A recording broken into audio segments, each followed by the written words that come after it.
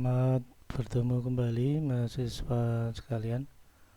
Eh, Hari ini kita akan membahas tentang pengukuran daya motor DC. Ya, jadi kalau sebelumnya kita mengukur beberapa rangkaian power supply inverter, coba hari ini kita akan membahas tentang daya motor. Ya. Daya motor ini biasanya tertera di produk, ya, atau uh, di aplikasinya, ya. Bisa nempel di motornya, bisa juga ada di produk aplikasinya. Contohnya misalkan mesin cuci itu ada daya motor. Nah, nanti kita akan bahas tentang pengaruh daya setelah hasil pengukuran, ya, terhadap putaran misalkan. Jadi putaran semakin cepat itu daya semakin kecil apa semakin besar. Nah, atau daya motor yang besar itu berpengaruh pada kecepatan ataukah sama saja. Nah, itu perlu kita eksperimenkan, ya. Baik, kita lanjutkan materinya. Nah, ini yang saya sedikit singgung tadi, ya. Jadi banyak peralatan listrik yang menera atau menyertakan nilai-nilai spesifikasi daya, ya. Contohnya di sini adalah peralatan listrik yang menuliskan tegangan, ya, watt. Nah, contohnya mesin cuci, ya. Mesin cuci ini saya bagi dua, yang atas dan bawah. Yang atas ini tertera tegangan 220 volt 50 Hz, ini berarti tegangan AC. Lalu daya untuk motor ini dibagi dua, ya. Satu untuk pencucian, kemudian kedua untuk pengeringan. Ini biasanya motor di mesin cuci itu dibedakan antara motor pencucian dan motor pengering, ya. Itu biasanya pada jenis mesin cuci dua tabung, itu biasanya begitu, ya. Nah, untuk daya pencucian itu 325 watt, lalu untuk pengeringan 250 watt. Jadi di sini ada perbedaan sampai 100 watt. Sedemikian hingga kita mempunyai sebuah mesin cuci yang dayanya 325an lah, ya. Ini hampir sama dengan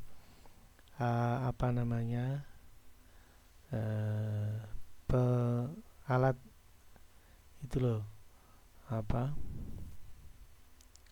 untuk merapikan baju ini, ya, setrika, ya. Itu hampir sama dengan itu, 300an watt. Atau dispenser, ya, atau mungkin alat lain-lain yang mempunyai daya 300an watt. Nah, sementara yang kedua ini juga sama, mesin cuci dua tabung.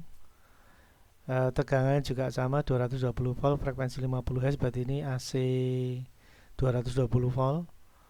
Kemudian daya pencucian ini cuma 220 watt, ya. Kemudian daya pemerasan atau pengeringan 100 watt. Nah, kenapa ini harus beda, gitu, ya? Apa yang membuat mereka beda? Nah, ini yang akan kita diskusikan melalui eksperimen motor, ya. Nanti kita ukur daya motornya, lalu apa pengaruh motor terhadap putaran misalkan. Kurang lebih begitu. Nah, coba kita lanjutkan materinya. Baik, kita masuk ke materi motor lebih dulu, ya. Motor DC adalah sebuah mesin listrik yang berfungsi untuk mengubah energi listrik menjadi energi mekanik yang berupa putaran. Jadi begitu kalimat motor ini berarti putaran. Tergantung sumber tegangannya. Kalau motor DC berarti sumber tegangan DC. Nah, tapi dalam implementasi mesin cuci yang saya maksud tadi, tegangannya 220 volt, 50 Hz berarti tegangan AC, maka disebut motor AC. Nah, untuk gambar ini saya kasih motor DC karena eksperimen kita hari ini pakai motor DC, tapi secara konsep daya itu tidak ada perbedaan ya. Jadi walaupun eksperimennya motor DC, kemudian kita bisa implementasi hasil analisanya untuk motor AC. Baik, kita lanjutkan ya. Disebut motor DC disebabkan oleh sumber tegangannya yang menggunakan sumber tegangan arus searah atau yang sering disebut dengan direct current atau DC. Jadi ada fisik motornya seperti gambar yang kanan, kemudian simbol motor itu ada di sebelah kiri. Nanti kita eksperimennya pakai motor DC.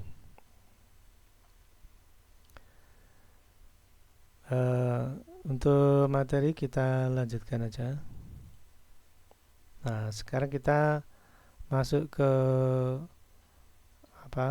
hitung-hitungan daya ya. Daya listrik dan rumus untuk menghitungnya. Sumber energi seperti tegangan listrik akan menghasilkan daya listrik, sedangkan beban yang terhubung dengannya akan menyerap daya listrik. Nah, ini berarti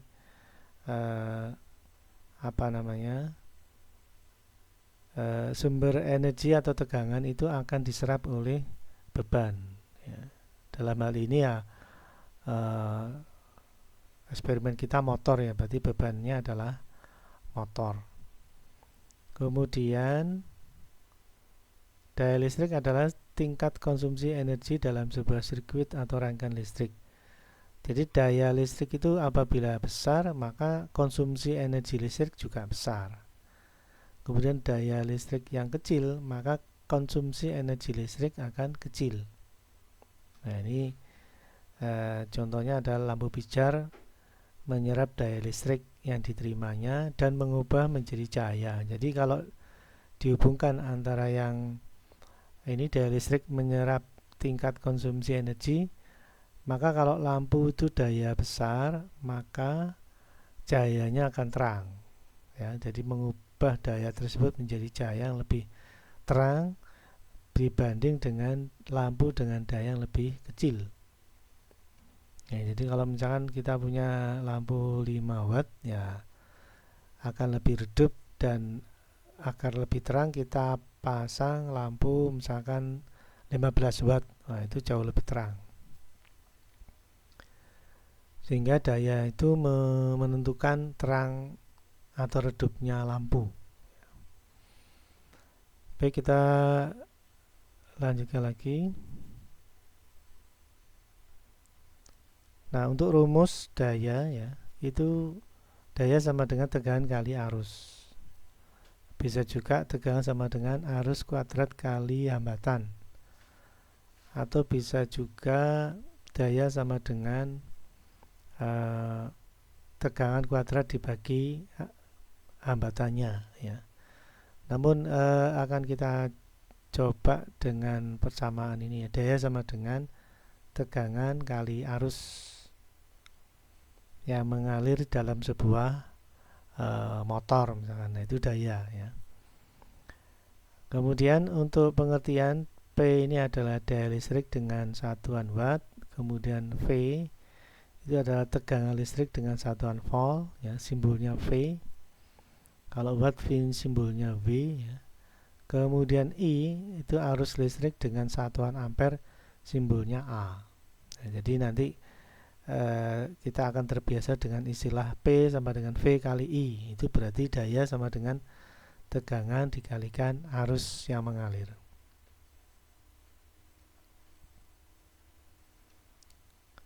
Baik, kita lanjutkan lagi. Nah, sekarang masih di motor ya. Arah putar motor DC. Pengaturan kecepatan pada motor DC yang efektif dengan cara mengatur dari tegangan suplai dari motor DC. Jadi kalau motor DC untuk diatur arah putaran ke kiri atau ke kanan, itu cukup dengan mengatur arah arus dari tegangan. Jadi tegangan suplainya itu bisa mengalirkan arus. Bila suplainya dirubah posisi, maka akan mempengaruhi arah putaran motor. Ya. Jadi arah putaran motor DC itu ditentukan oleh dari mana arah arus itu mengalir. Ya. Kemudian apabila tegangan dinaikkan, maka putaran dari motor pun akan meningkat. Jadi kalau ingin meningkatkan putaran, itu cukup dengan meningkatkan tegangan. Ya. Jadi tegangan motor DC itu kita naikkan, maka putaran akan semakin cepat. Ya. Jadi putaran motor bisa atur ya dengan cara menaikkan tegangan.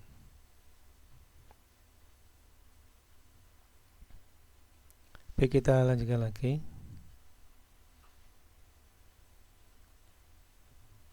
Nah, sekarang daya ya.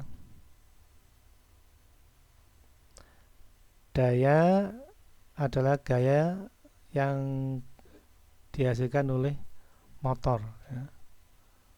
Jadi putaran motor itu sangat ditentukan oleh daya yang dibutuhkan untuk dia berputar ya.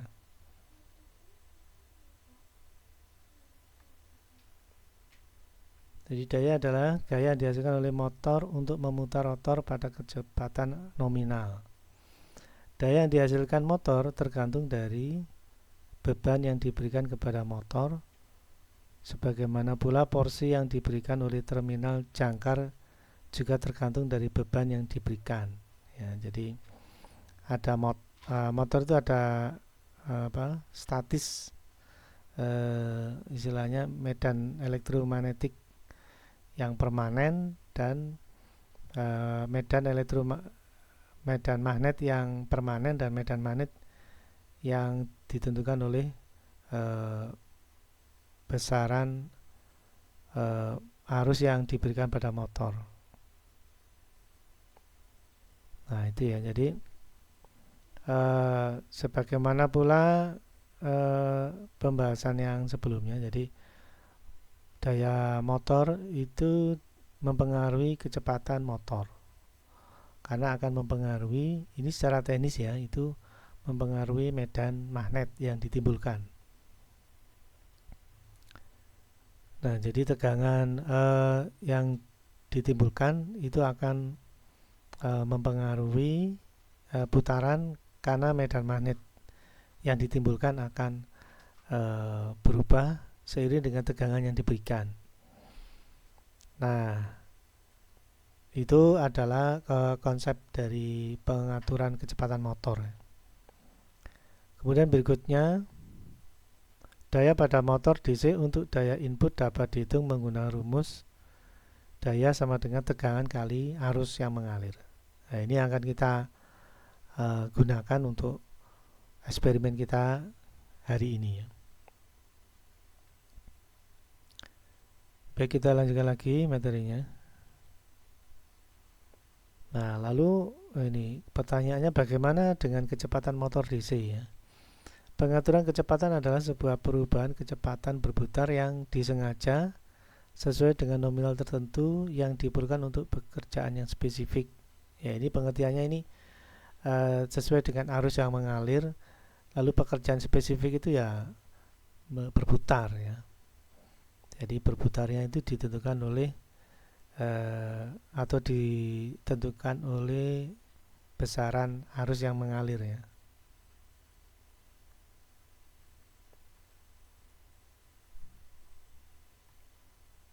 Lalu pengaturan kecepatan bisa dilakukan secara manual oleh operator maupun oleh sebuah alat pengaturan. Nah, ini alat pengaturannya nanti kita eksperimenkan menggunakan sebuah rangkaian sedemikian hingga pengaturan kecepatan putaran kiri, putaran kanan itu bisa kita lakukan ya.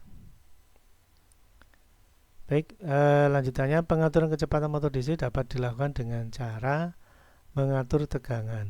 Jadi untuk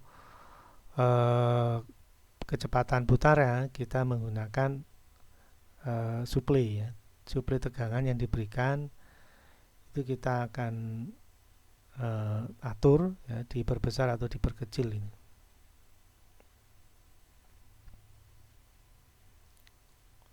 Baik, kita lanjutkan materinya. Nah, ini adalah rangkaian kendali motor DC menggunakan sistem edge bridge ya.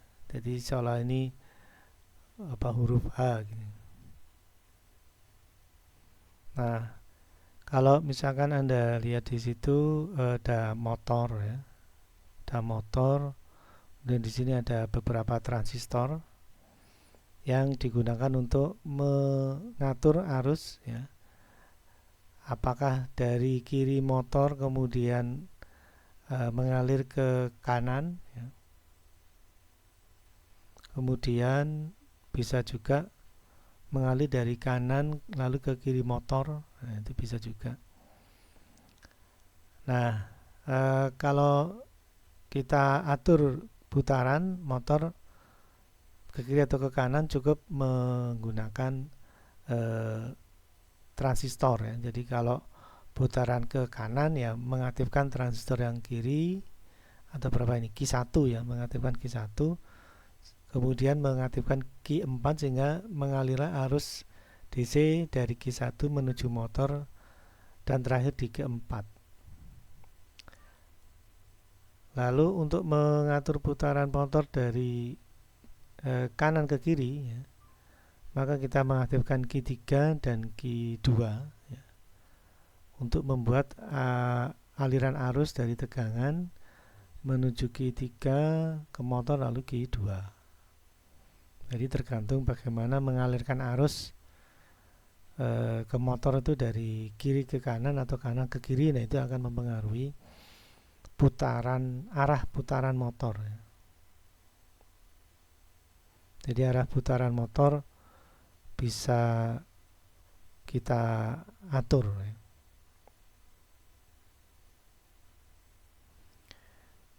Nah, di sini ada input A dan B ini untuk mengaktifkan antara Q1 dan Q4, kemudian Q2 dan Q3.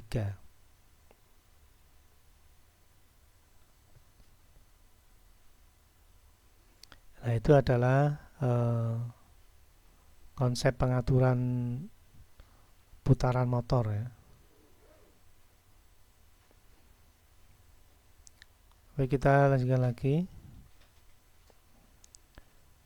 Nah, ini prinsip kerja dari rangkaian kendali motor DC menggunakan sistem edge bridge ya. Itu menggunakan komponen utama transistor ya. Jadi prinsip kerja rangkaian di atas adalah sebagai berikut. Pertama, pada saat input A mendapat logika 1 dan input B mendapat logika 0, maka A ini mengatur atau mengaktifkan Q1 dan Q4 akan aktif ya, on, sehingga arus akan mengalir ke motor dengan melewati transistor Q1 menuju Q4. Jadi arus DC mengalir dari Q1 ke motor kemudian ke Q4. Maka motor akan berputar ke kanan dan seterusnya akan looping ya. Akan looping itu berarti akan mengalir terus menerus. Nah, lalu pada yang kedua ya, pada saat titik A mendapat 0 atau input A mendapat 0 dan input B mendapat logika high, maka input B ini akan mengaktifkan Q3 dan Q2 akan aktif atau on ya, sehingga arus akan mengalir dari tegangan DC ke motor ya, dengan melalui Q3 kemudian ke motor lalu terakhir ke Q2. Dan kondisi ini akan membuat motor berputar ke kiri ya. Dan seterusnya akan terjadi looping, ini akan terus menerus. Motor akan berputar terus menerus. Karena akan terjadi looping itu berarti terjadi siklus tertutup, jadi arusnya mengalir terus menerus. Nah, kemudian yang ketiga, apabila input A dan input B sama-sama berlogika 0 atau sama-sama berlogika 1, maka motor akan berhenti ya, atau break.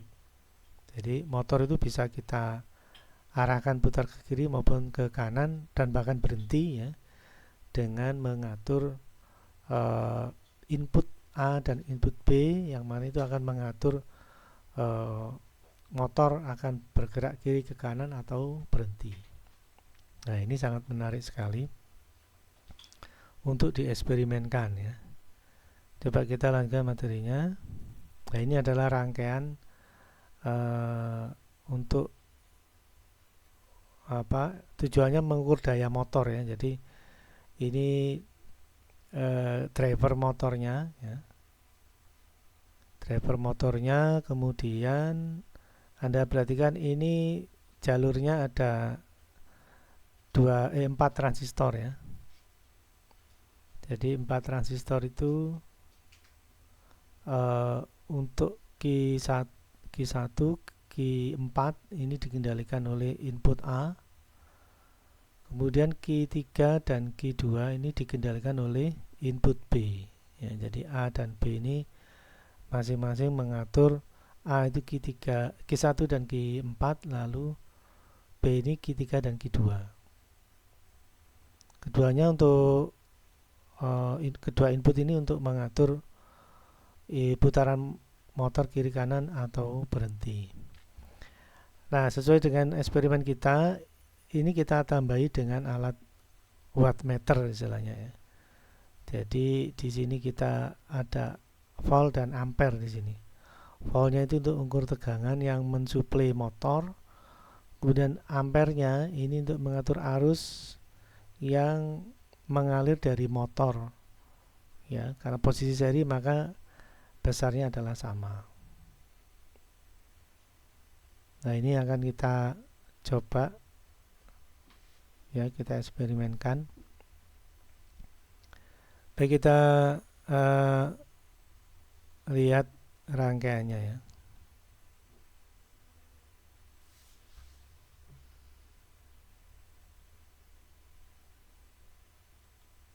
Nah, ini adalah rangkaiannya.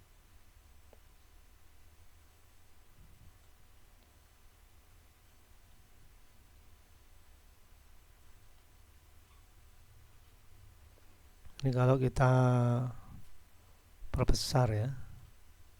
Ini motornya Q1, Q4. Lalu di sini ada wattmeter ya. Wattmeter ini akan mengukur tegangan dan arus. Nah, jadi yang V atau tegangan ini akan kita hubungkan ke suplai ya, suplai motor. Kemudian yang ampere, nah ini yang ampere ini I ya atau ampere, ini akan kita hubungkan secara seri dengan motor, sehingga kita akan bisa tahu arus yang mengalir pada motor.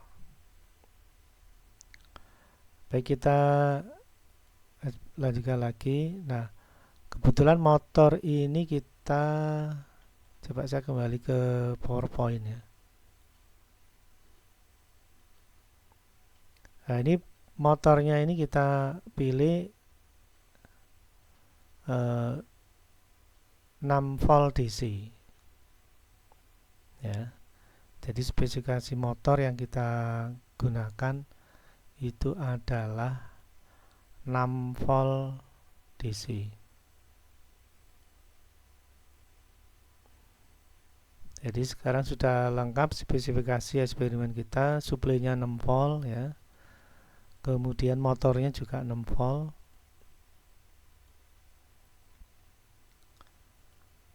Ini motornya yang kita pilih adalah 6 volt. Lalu nanti kita akan ukur di wattmeter ini ya, tegangan yang mengalir ke motor berapa, arus yang mengalir melalui motor juga kita ukur ya. Nah, coba kita eksperimenkan.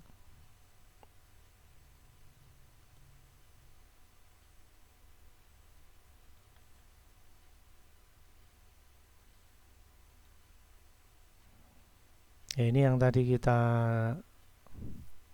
bahas ya. Jadi ini ada input eh, input A dan input B ya. Input A input B ini nanti kita bisa atur ya.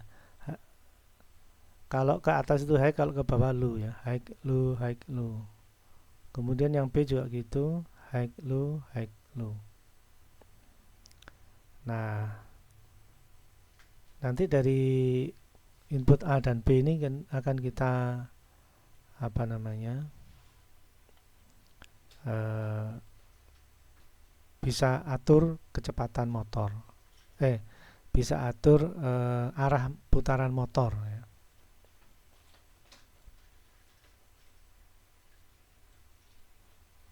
Nah ini coba, ini kondisi input A dan B low semua, kita nyalakan supply-nya. Ini kita dapati 0 watt ya, karena memang motornya masih belum bergerak. Sekarang coba A dan B kita atur. Kita mulai dari A high, kemudian B nya low ya. Kita perhatikan motornya mulai berputar. Kalau ini high, A nya high berarti mengaktifkan Q1 dan Q4, maka harus mengalir dari Q1 menuju Q4. Tegangan sudah terukur, ini 6 volt ya, karena baterainya 6 volt dan motornya juga 6 volt. Kemudian arus yang mengalir dari motor ini kita alirkan ke wattmeter ya, dan ketemu wattnya adalah 1,8 sekian ya, 1,86 ya. Nanti ini kita catat. Jadi pada tegangan 6 volt, watt yang terukur adalah 1,86 watt ya. Ini satuannya watt ya. Nah, nanti kita catat. Nah, sekarang kalau misalkan kita putar arah yang berbeda, A-nya 0 lalu B-nya 1. Nah, seperti ini. Ini arah putarannya sudah berbeda. Ini input B ini akan mengaktifkan Q3 dan Q2 ya.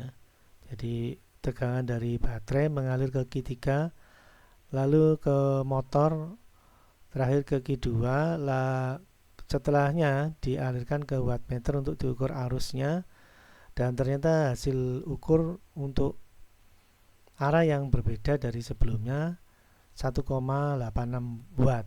Berarti arah putaran itu tidak mempengaruhi besar kecilnya watt ya. Putar kiri maupun putar kanan wattnya sama.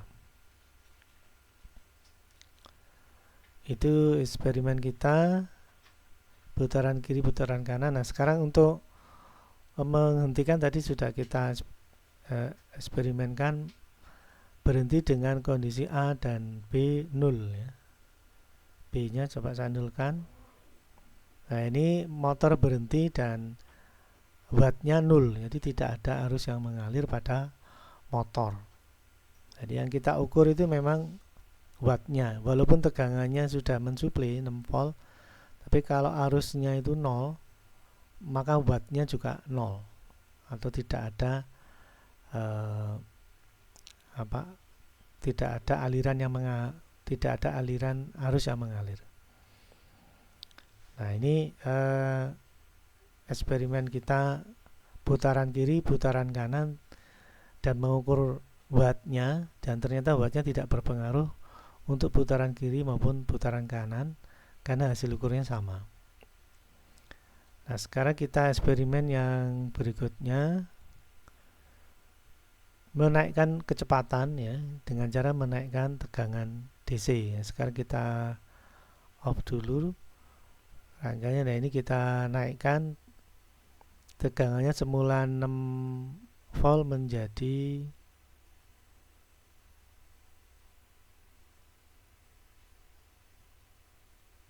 coba ini 6 volt menjadi 12. Nah, ini 12 volt ya. Coba ini kita hidupkan. Ini kondisinya input A dan B masih 0, maka kita aktifkan salah satunya. Anda perhatikan putaran motor sudah berputar dan dengan tegangan dinaikkan putaran motornya lebih cepat ya. Ya, dari pergerakan motor ini lebih cepat dari sebelumnya yang 6 volt. Nah, bila dinaikkan jadi 12 putarannya lebih cepat. Nah, ini hasil pengamatan. Lalu hasil ukur, nah di sini sudah saya siapkan wattmeter. Ya, wattmeternya mengukur 7,07 watt. Berarti wattnya lebih tinggi dari sebelumnya. Kalau sebelumnya kan 1,86 watt.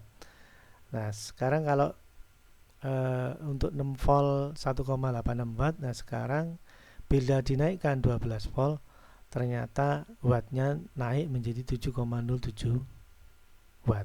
Nah, ini kita catat lagi untuk kita diskusikan. Baik, kita buat kesimpulan ya. Tampilan PowerPoint-nya saya tunjukkan. Nah, ini hasil eksperimen kita. Untuk tegangan sumber itu 6 volt DC, lalu tegangan pada motor 6 volt DC, maka watt terukurnya 1,86 watt. Nah, ini sudah kita eksperimenkan ya. Maka untuk menggunakan rumus daya P sama dengan V kali I, arus yang mengalir pada daya 1,86 adalah P dibagi V atau daya dibagi tegangan. Dayanya 1,86 ya. Lalu tegangannya 6 volt ya. Ini bukan ampere tapi 6 volt. Nah, nanti arus yang terukur adalah atau arus yang mengalir pada motor dengan tegangan atau dengan daya 1,86 tegangan 6 volt adalah 0,31 ampere. Ya. Jadi ini 1,86 dibagi 6 volt ini ya, bukan ampere, ini 6 volt, lalu hasilnya adalah arus sama dengan 0,31 ampere. Nah, sekarang kalau tegangannya 6 volt kita naikkan jadi 12 ya, tegangan 12 volt, tegangan motor masih tetap 6 volt ya. Jadi tegangan 12 volt, tegangan motor masih 6 volt, ternyata wattnya adalah 7,07 watt. Ya, bila kita gunakan rumus P sama dengan V kali I, maka arus yang mengalir adalah watt dibagi volt atau 7,07 dibagi 12 volt ya. Ini bukan ampere. Oh, ini satuan akhirnya ampere ini ya. Sorry. Jadi tetap ini ampere. Jadi P-nya dayanya 7,07, tegangannya 12. Ini hasil hitungnya adalah 7,07 dibagi 12 ampere. Satuannya hasil akhirnya adalah 0,56 ampere. Jadi kalau sebelumnya ini benar, ini ampere ini ya. Jadi I sama dengan P dibagi V, 1,86 dibagi 6, satuannya ampere. Hasilnya adalah 0,31 ampere. Ya, 0,31 untuk tegangan 6 volt. Nah, sekarang kalau dinaikkan 12 volt, I sama dengan P dibagi V, P-nya 7,07 dibagi 12 ya, satuannya ampere ini. Nah, hasilnya 7,07 dibagi 12 adalah 0,59 ampere. Jadi dayanya lebih besar. Nah, dari sini kita bisa menyimpulkan mesin cuci yang tadi kita bahas ya. Jadi kalau mesin cuci kita itu dayanya besar, pasti putarannya besar. putarannya cepat ya. Dan kalau mesin cuci kita itu dayanya kecil, pasti putarannya pelan. Nah, ini menjadi sebuah pilihan ya. Apabila dayanya besar, listriknya itu eh, menyerap listriknya juga banyak, boros ya.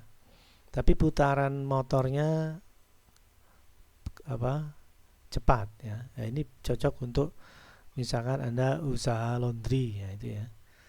Eh, untuk konsumen yang banyak Anda butuh mesin cuci dengan daya besar ya.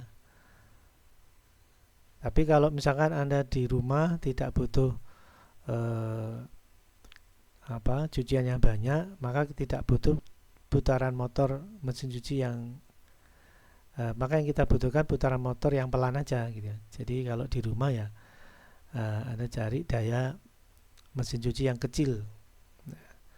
Toh tidak butuh eh, putaran motor yang cepat karena yang kita eh, cuci kebutuhan kita sehari-hari ya. Tapi kalau misalkan Anda seorang pengusaha laundry, maka saya sarankan cari daya yang besar untuk menghasilkan kinerja pencucian yang cepat. Nah, gitu. Itu ya, jadi pilihan mesin cuci daya besar atau kecil itu tergantung kebutuhan kita. Kita di rumah ataukah kita seorang pengusaha laundry. Kalau pengusaha kalau kita di rumah ya dayanya nggak usah maka dayanya kecil aja. Tapi kalau kita pengusaha laundry ya disarankan daya besar, maka akan membuat kinerja pencucian menjadi lebih cepat. Baik, saya kira itu yang bisa kita bahas hari ini. Saya cukupkan sekian, semoga bermanfaat ya. Sekian dan terima kasih.